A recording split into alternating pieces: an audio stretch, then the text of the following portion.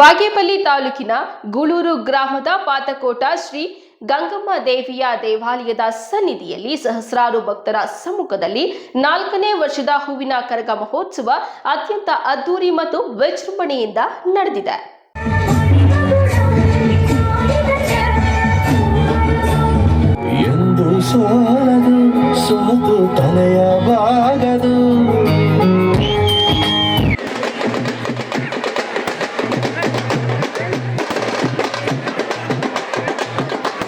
ಗ್ರಾಮದ ಪಾತಕೋಟ ಶ್ರೀ ಗಂಗಮ್ಮ ದೇವಾಲಯದ ಸಮೀಪ ಕರಗ ಹೊರುವ ಎಸ್ ಅಗ್ರಹಾರ ಪಿ ಶಿವರಾಜ್ಗೆ ಬಳೆ ತೊಡಿಸುವ ಕಾರ್ಯಕ್ರಮ ಮುಗಿದ ಕೂಡಲೇ ತಮಟೆ ವಾದ್ಯಗಳೊಡನೆ ಪಾತಕೋಟ ಶ್ರೀ ಗಂಗಮ್ಮ ದೇವಾಲಯ ಪ್ರವೇಶಿಸಿದ್ದಾರೆ.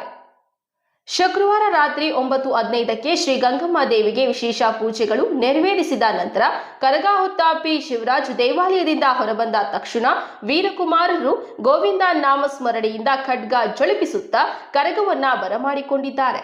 ಈ ಸಂದರ್ಭದಲ್ಲಿ ಶಾಸಕ ಎಸ್ಎನ್ ಸುಬ್ಬಾರೆಡ್ಡಿ ಚಾಲನೆ ಕರಗ ಮಹೋತ್ಸವಕ್ಕೆ ನೀಡಿದ್ದಾರೆ.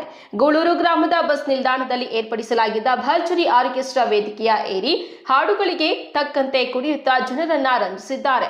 ಹೂವಿನ ಕರಗ ಮಹೋತ್ಸವದ ಅಂಗವಾಗಿ ಗ್ರಾಮದಲ್ಲಿ ಬಣ್ಣ ಬಣ್ಣ ವಿದ್ಯುತ್ ದೀಪಾಲಂಕಾರ ಮಾಡಲಾಗಿತ್ತು.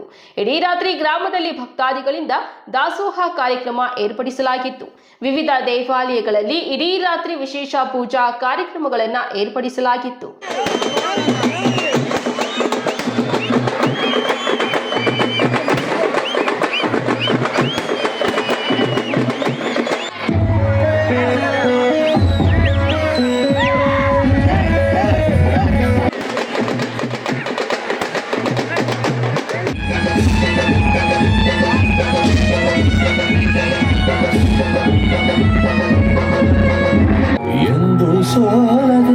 ಸೋತು ತಲೆಯಬಾಗದು.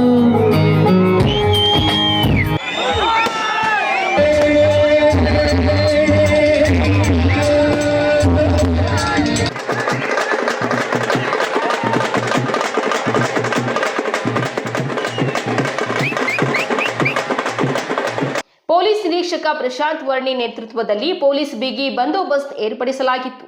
ಗ್ರಾಮ ಪಂಚಾಯಿತಿ ಅಧ್ಯಕ್ಷೆ ಅನುರಾಧ ರಮೇಶ್ ಬಾಬು, ಕರಗ ಮಹೋತ್ಸವದ ಸಮಿತಿಯ ಮುಖಂಡರಾದ SS Ramesh Babu, CN Babu Reddy, P Narasimhappa, Gooluru Babu, Subbaramu, Venkatarayappa, G Venkatesh, Narayana, Yashwant, Nagu, Munna Khan, Veeranarayana, Suri, Badri Babu, Ramachandrappa, Tarun, Prakash, Prashant, Shweta, Shaila, ಗ್ರಾಮ ಪಂಚಾಯಿತಿ ಸಿಬ್ಬಂದಿ ಅಬ್ದುಲ್ ನೇತೃತ್ವ ವಹಿಸಿದ್ದಾರೆ.